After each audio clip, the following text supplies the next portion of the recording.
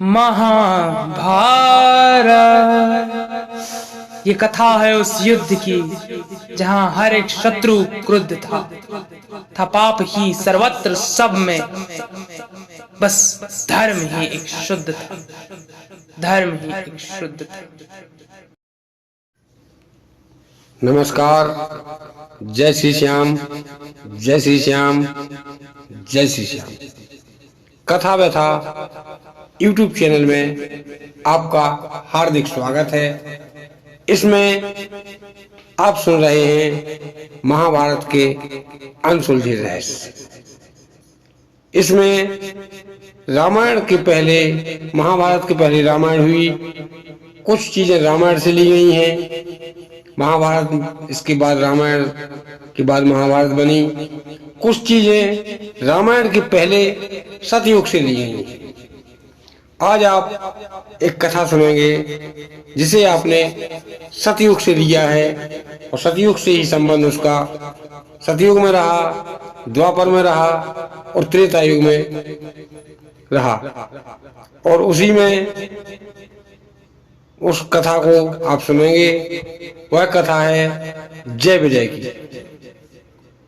जानने के लिए सुनिए जय विजय कौन थे, जानने के लिए सुनिए पूरी कथा। जय श्री श्याम, जय श्री श्याम, जय श्री।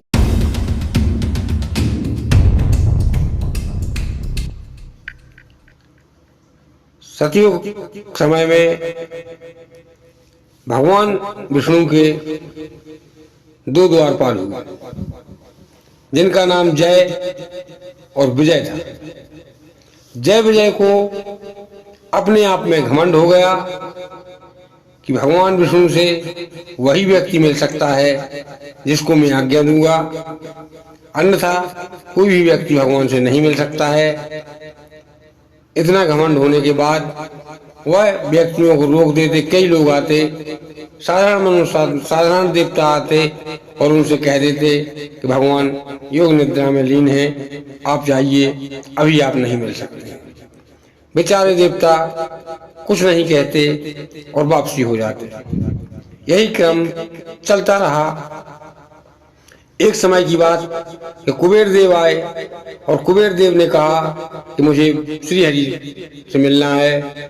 उन्होंने कहा इस समय भगवान योग निद्रा में लीन है, आप उनसे नहीं मिल सकते हैं। तब कुबेर ने जय विजय को कुछ धन का प्रलोभन दिया। जय विजय उस प्रलोभन में आ गए। फिर अब तो उनका नित्य का नियम बन गया था कि जो भी व्यक्ति आता पहले मना करते, यदि वो कुछ देता तब उसे मिलने दिया जाता और यदि नहीं देता तब उसे द्वार पर से वापस कर दिया जाता। अब जब यह बात भगवान विष्णु श्री हरि को पता चली, तब उन्होंने सोचा कि यदि डायरेक्ट इनसे कुछ कहेंगे तब इन्हें बुरा लगेगा। तो उन्होंने एक युक्ति बिठा ली और जो विष्णु भगवान के 4 अवतार हुए, सत्य, सनातन, सनंदन, सनत कुमार, इन चारों को, यह चारों श्री हरि से मिलने के लिए वैकुंठ में पधारे। जब वे वैकुंठ में पधारे तब जय विजय का तो वही नियम था।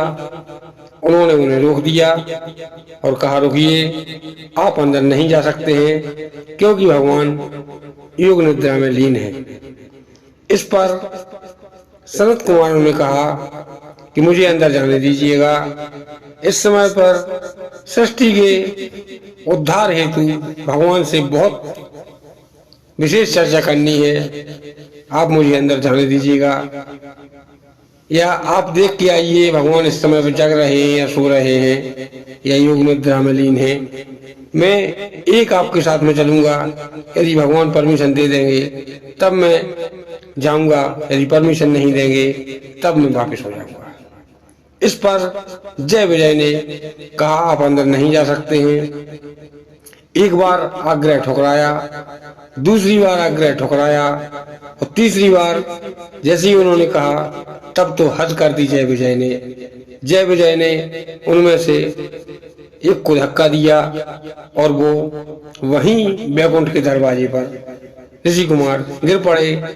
तब ऋषि कुमारों को क्रोध आया और क्रोध में उन्होंने कमंडल में से हाथ में जल लेकर, जिसे अंजलि में जल लेकर बोला जाता है, अंजलि में जल लेकर उन जय विजय पर छिड़क दिया और कहा, तुमने मुझे श्री हरि विष्णु से मिलने के लिए रोका है, मैं 3 बार रोका है, जाओ मैं तुम्हें श्राप देता हूँ कि तुम 3 युगों में घोर राक्षस बनो। पहले राक्षस हुए, पहले युग में यह दोनों राक्षस हुए हिरण्याक्ष और हिरण्यकश्यप।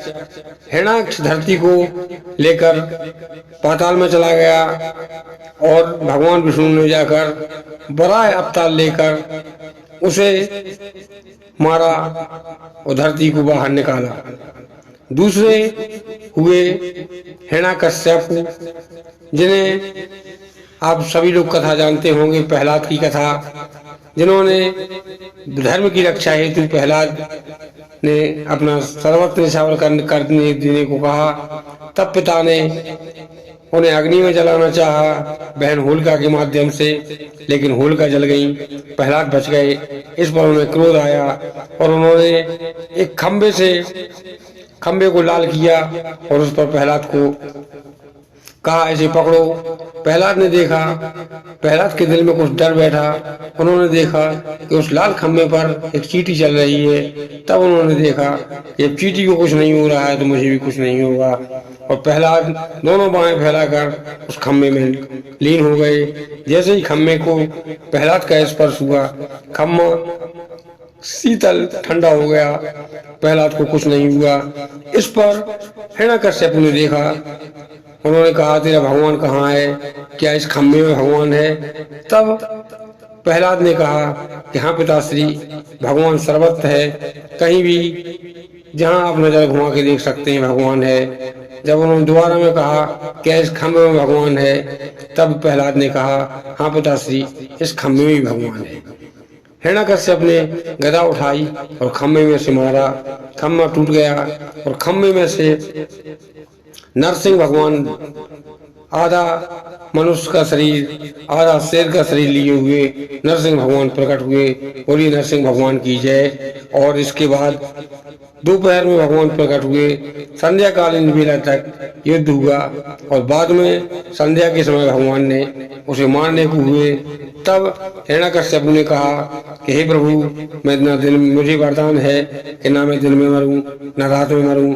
तब भगवान ने कहा कि हे दुष्ट, इस समय पर संध्या कालीन बेला है, न दिन है न रात है। तब उसने कहा कि मेरी वरदान है कि मैं न देवता से मरूं न राक्षस से मरूं।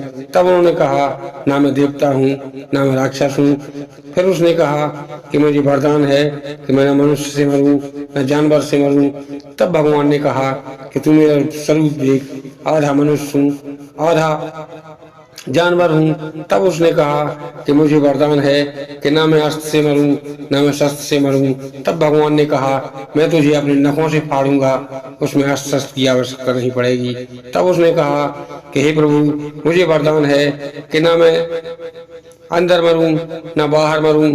तब भगवान ने कहा, मैं तुझे बीच दहलीज पे रखे हुए हूँ और अपने गोदी में रखकर तेरा पेट फाड़ूंगा, ना तू अंदर रहेगा ना बाहर रहेगा। फिर भी उसने कहा, हे प्रभु, मुझे वरदान है कि ना मैं साल के 12 महीनों में मरूं। इस पर श्री हरि विष्णु ने कहा कि हे मूर्ख, तुझे जानकारी नहीं है, यह साल का 13वां महीना है, जिसे आप सभी लोग परसोत्तम मास कहते हैं। 3 साल में 1 महीना पड़ता है, जिसे परसोत्तम मास कहते हैं। कुछ लोग उसे लोड़ का महीना कहते हैं, कई लोग उसे मल मास कहते हैं, कई लोग उसे खर मास भी कहते हैं। ये तो हुई हिंदू पंचांग के हिसाब से कि साल में 3 साल में 1 माह निकाला जाता है। अब आते हैं आप अंग्रेजी पंचांग पर। अंग्रेजी पंचांग में जाइए आप, तो आप देखेंगे कि 4 साल में एक 29 दिन की फरवरी होती है। 3 साल तक फरवरी 28 दिन की रहेगी। चौथी साल में जैसे सन 2000, 2004, 2008, 2012, 2016, 2018, 2020, 2024 में फरवरी 29 दिन की होगी। इसमें जब आप 120 साल जाएंगे, 120 साल के बाद एक माह तैयार हो जाता है। तो आप यदि हिंदू मान्यता के हिसाब से चलना चाहें तब आपको 3 साल में एक महीना निकल आएगा। यदि अंग्रेजी मान्यता के हिसाब से, अंग्रेजी कैलेंडर के हिसाब से चलना चाहें तब आपके लिए 120 वर्ष में एक माह 30 दिन का माह अवश्य निकल आएगा। इस प्रकार से हिरण्यकश्यप की मृत्यु के पश्चात भगवान ने प्रहलाद को वध दिया और वही हिरण्यकश्यप जय विजय हुए। इसके बाद अगले जन्म में वही जय विजय रावण और कुंभकर्ण हुए। रावण कुंभकर्ण की कथा आप समस्त लोग जानते होंगे, कुछ बताने की आवश्यकता नहीं है, फिर भी सार संक्षिप्त में बता देता हूँ कि रावण विसर्ग का पुत्र था, राक्षस माता केसकी का पुत्र था और बाद में भगवान राम की भार्या सीता को हरण किया। हनुमान जी की साथ में बाली को मारने के बाद सुग्रीव से मित्रता कर भगवान मर्यादा पुरुषोत्तम श्री राम समुद्र पर पुल बांधकर वहां पहुंचे, लंका में पहुंचे और लंका में कुंभकर्ण को जगाया गया और कुंभकर्ण का पहले वध हुआ। कुंभकर्ण ने रावण के लिए समझाया कि जिस प्रकार से मर्यादा पुरुषोत्तम भगवान श्री राम से विभीषण मिल चुके हैं उस प्रकार से तुम मिल लो और संधि कर लो। इस पर रावण ने कहा कि नहीं, यदि वो पार ब्रह्म है, यदि वो भगवान है तब उनके हाथों से मरना मुक्ति होगी, और अगर वो भगवान नहीं है तब मैं उन्हें मार दूंगा। यदि तुम मेरा साथ नहीं देना चाहते हो, तुम कायर हो, तो यही कहलाओ कि जिस प्रकार से विभीषण के माध्यम से कहा जाता है कि घर का वेदी लंका ढावे, तुम्हारा भी नाम उसी गद्दारों की लिस्ट में लिखा जाएगा। लंका वासी तुम्हें भी गद्दार पुकारेंगे। यदि नहीं युद्ध कराना चाहते हो तो वापस जाओ, सो जाओ। इस पर कुंभकर्ण ने कहा नहीं भाई, पहले मैं भाई का आदेश मानूंगा, राजा का आदेश मानूंगा जिसका मैंने अन्न खाया है। इस प्रकार से रामादल में आया और रामादल में उसने काफी कोहराम मचाया। इसके बाद अंततः भगवान ने उसकी गर्दन काटी, पहले भुजाएं, दोनों भुजाएं काटी, फिर गर्दन काटी, फिर पेट के 2 हिस्से किए और 4 भागों में उसे परलोक पहुंचा दिया। इसके बाद फिर रावण का वध हुआ। रावण भी भगवान के हाथों मारा गया। अब यदि रावण की मारने की कथा सुनाऊंगा तो लगभग वीडियो 1 घंटे का चला जाएगा। इसी प्रकार सार संक्षिप्त में आप समझ सकते हैं कि मैं क्या कहना चाहता हूँ। इसके बाद वही जय विजय तीसरे अवतार में कंस और जयद्रथ हुए। कंस जो कि उग्रसेन का पुत्र था, उग्रसेन राजा का पुत्र कंस के कोई बहन नहीं थी, उसके चाचा की लड़की थी जिसे देवकी कहा जाता था और देवकी चचेरी बहन थी। कंस अपनी बहन से भी ज्यादा उसे मानता था और उस पर उसने विवाह किया और रथ में सारथी की जगह स्वयं बैठकर उसे ससुराल ले जा रहा था। तभी आकाशवाणी हुई कि हे कंस, जिस बहन को तुम इतने प्यार से ले जा रहा है उसी का 8वां पुत्र तुझे मारेगा। कंस ने दोनों को जेल खाने में डाल दिया। अब पहला पुत्र हुआ। पहला पुत्र लेकर वासुदेव जी आए। कंस ने कहा कि नहीं, यह मेरा काल नहीं है, इसे मैं छोड़ देता हूँ, मुझे तो 8वें पुत्र से मतलब है। इस पर देवताओं ने सोचा कि यदि ये छोड़ देगा तब इसके पाप नहीं बढ़ेंगे और अनर्थ नहीं होगा, भगवान जन्म नहीं ले पाएंगे, क्योंकि 6 भांजों की हत्या करवाना भी बड़ी बात होती है। भांजे को उंगली दिखाना, गलत बोलना, अपशब्द बोलना का पाप लगता है। तब तो उसने तो जान से मार दिया था 6 भांजों को। इस पर समस्त देवताओं ने नारद से कहा। नारद जी आए और जैसे ही वसुदेव जी वापस जा चुके तब नारद ने कंस से कहा कि हे कंस, क्या कर रहे हो? तब उन्होंने कहा, ये देवर्षि, मैंने देवकी के एक पुत्र को छोड़ दिया है। तब उन्होंने एक 8 पंखुड़ी वाला गुलाब का फूल कंस के लिए दिया और कहा, हे दैत्यराज कंस, अब इसमें बताइए कि इस फूल में कितनी पंखुड़ी हैं। कंस ने गिनती की, तब उन्होंने बताया कि इसमें 8 पंखुड़ी हैं। तब उन्होंने कहा कि आप ये बताइए इसमें पहली कौन सी है और आखिरी कौन सी है। कंस की समझ में नहीं आया। तब उन्होंने एक गोलाकार बनाया इसमें 8 बिंदियां रखी और कहा कि ये कंस हमें ये बताओ कि यदि यहाँ से गिनते हैं तो पहली होती है ये और 8वीं होती है, 8वीं से गिनते हैं तो पहली 8वीं होती है। कोई भी 8वां पुत्र हो सकता है भगवान की माया हो और उन्होंने उल्टा चक्र चला दिया हो। ये भी कह सकते हैं कि पहला पुत्र भी 8वां पुत्र है या 8वां पुत्र भी पहला पुत्र है। इस प्रकार से कंस की मंद बुद्धि में जब यह बात घुसी तब उसने देवकी के पुत्र को मंगाया और अपने हाथों से दीवार में दे मारा। इस प्रकार से 6 पुत्रों को मार दिया और 7वां पुत्र को बलराम जी हुए, जो कि गर्भ में से निकाल के उनकी माँ ले गई थी, अपने गर्भ से दे गई थी और उन्होंने अपने साथ में उनके लिए ले गई थी। वहां पर जाके बलराम जी हुए। इसके बाद 8वें पुत्र कृष्ण हुए। तो एक पापी जो हुआ जय कह सकते हैं, वह कंस हुआ। बाद में भगवान कृष्ण ने उसे मारा। और दूसरे हुए जयद्रथ। महाभारत में जयद्रथ का नाम आप सभी लोगों ने सुना होगा। जयद्रथ दुर्योधन 100 भाई थे, वैसे तो 99 भाई थे, लेकिन 100वां भाई दासी पुत्र यूसुफ कहा जाता था, जिसे विकर्ण भी कहते हैं। वह इस प्रकार से कौरव 100 भाई हुए और 100 भाइयों के बाद उनकी एक बहन थी जिसका नाम दुशाला रखा। दुशाला को जयद्रथ नाम के राजा के साथ विवाह किया गया। बाद में जयद्रथ ने प्रतिज्ञा की, जब अभिमन्यु मारे गए जयद्रथ की वजह से, तब अर्जुन ने प्रतिज्ञा की कि मैं सूर्योदय से पहले जयद्रथ का वध कर दूंगा। यदि ऐसा नहीं कर पाया तो मैं अग्नि दाह कर लूंगा। इस पर दुर्योधन ने जयद्रथ को बीच सेना में छुपा लिया, सेना में बीच में और पीछे पहुंचा दिया। जब संध्याकालीन समय हुआ तब भगवान ने सोचा कि इस प्रकार से हमारा सखा अर्जुन की मृत्यु हो जाएगी। तब भगवान ने अपनी योग माया से कहकर सूर्य को ढक दिया और शाम हो गई, रात सभी को लगा रात हो गई है और जयद्रथ सामने आ गया, दुर्योधन सामने आ गए, समस्त कौरव सामने आ गए और उन्होंने हंसी उड़ाते हुए अर्जुन से कहा कि हे अर्जुन, अब गांडीव रखो और अग्नि में आत्मदाह करो, यानी कि अग्नि में जलकर भस्म हो जाओ। इस पर अर्जुन ने गांडीव से एक बाण निकाला और धरती पर मारा, इससे अग्नि प्रकट हुई और अर्जुन जैसे ही जाने को हुए उसी समय भगवान ने योग माया से कहकर वह योग माया वहां से हटा दी गई। और जब सूर्य वापस निकला तब भगवान ने कहा, हे अर्जुन, वो रहा जयद्रथ और वो रहा सूर्य। इतने सुनते ही अर्जुन ने अपने गांडी पर दिव्य धनुष चढ़ाया और जयद्रथ को छोड़ दिया। जयद्रथ को धनुष लगा, लेकिन जयद्रथ की गर्दन तो कटी। गर्दन कटने के बाद यदि जयद्रथ की गर्दन वहीं गिर जाती तब अर्जुन की प्राण को कोई नहीं बचा सकता था।